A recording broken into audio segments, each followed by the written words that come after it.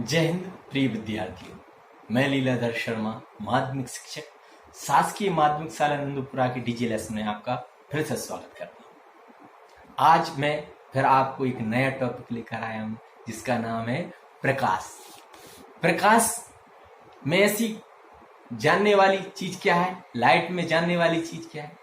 तो सबसे पहले तो मैं यही बताऊंगा कि प्रकाश एक ऐसा माध्यम है जिससे हम आंख वाले जीव किसी वस्तु को देखते हैं। अब प्रकाश में कौन कौन सी घटनाएं होती हैं, इन घटनाओं को कैसे आश्चर्यजनक मानते हैं, तो इनको बताने से पहले मैं आपको एक गीत, छोटा सा गीत सुनाना चाहता हूँ जो प्रकाश पर आधारित है। आओ हम सब हाथ मिलाए, दिल से दिल तक राय बनाए, राय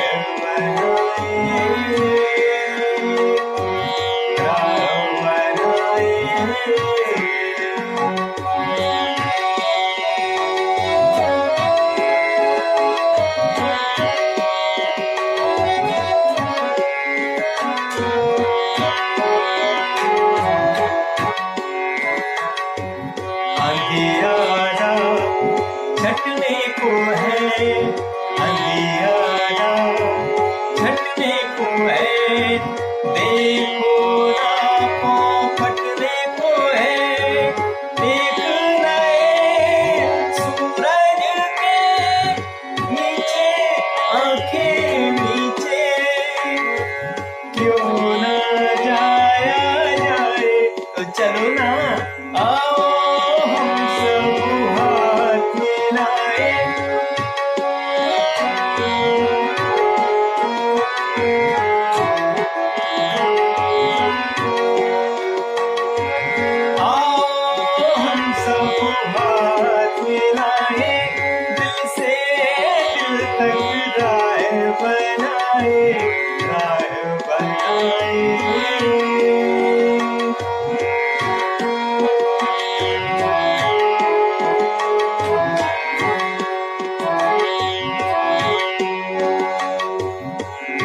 जलता रहता है, खुद जलता रहता है, सबको रोशनी देता है, सबको रोशनी देता है, सामूहिक ठंडक लेकर किनारे आ जाता है, बादलों में छुप जाता है। आओ हम सब हाथ मिलाए, दिल से दिल तक राय बनाए, राय बनाए, राय बनाए। अच्छा लगा गीत? तो इस गीत के माध्यम से हम एकता, यूनिटी को सीखे। अब प्रकाश के गुण क्या हैं, क्या घटनाएं हैं जिसके बारे में आपको बताना चाहता हूं।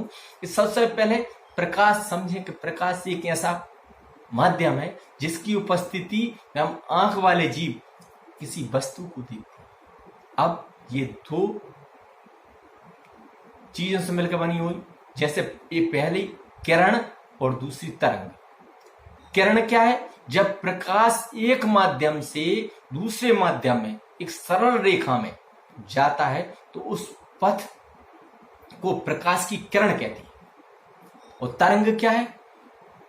न्यूटन के अनुसार तीव्र गति से चलने वाले छोटे छोटे कण समूह तरंग कहलाते हैं। जैसे आपने देखा हो कि जल, नदी में जल थमा हो, वो अपन उसमें कंकड़ डालती है तो एक तरंग पैदा होती है। तो ऐसे ही प्रकाश दो चीजों से मिलकर बना होता है। अब प्रकाश की घटनाएं कौन सी हैं? तो पहली घटना है कि प्रकाश हमेशा एक सीधी रेखा में चलता है। कैसा चलता है? एक सीधी रेखा में। तो उसके लिए आपको मैं बताऊंगा प्रकाश जी कैसे चल रहा है, एक सीधी रेखा में। जैसे मान लो तीन गत्ते लिए, तीन गत्तों को एक सीध में रखा और हम आंख के द्वारा इस मोमबत्ती को देखते हैं और अगर मान लो एक गति इसको ऊपर उठा दें तो प्रकाश दिखेगा? नहीं दिखेगा। इसका कारण है कि प्रकाश हमेशा सीधी रेखा में चलता है। और एक उदाहरण और आपको मैं बताऊंगा कि आप इस प्रकार जब देखेंगे तो तुम्हें एक आंख बंद कर देखेंगे तो दिखाई देगा, लेकिन अगर इसको मोड़ देंगे तो दिखाई देना बंद हो जाए। तो इससे मालूम पड़ता है कि प्रकाश हमेशा एक सीधी रेखा में चलता है। अब प्रकाश की दूसरी घटना, प्रकाश का अपवर्तन। प्रकाश का अपवर्तन या परावर्तन। सबसे पहले परावर्तन को बताऊंगा आप में कि प्रकाश परावर्तन कैसे होता है। जी, आपतित किरण, परावर्तित किरण और अभिलंब हमेशा एक सीध में होती है। मान लो परावर्तित किरण, आपतित किरण निकली सूर्य से, परावर्तित हो गई, उसके बीच में अभिलंब है। ये तीनों एक ही सीध में रहेंगे। क्या रहेंगे? एक ही सीध में रहेंगे। और आपतन कोण, जी आपतन कोण है और आपतन कोण परावर्तन कोण का मान हमेशा बराबर रहेगा। ये प्रकाश की दूसरी घटना हो। अब तीसरी घटना और मैं बताऊंगा, प्रकाश का अपवर्तन। प्रकाश का अपवर्तन से मतलब है जब प्रकाश एक माध्यम से दूसरे माध्यम में जाता है, यानी सघन या विरल। सघन मतलब जहां प्रकाश धीमे धीमे जाए और विरल जहां तेजी से जाए।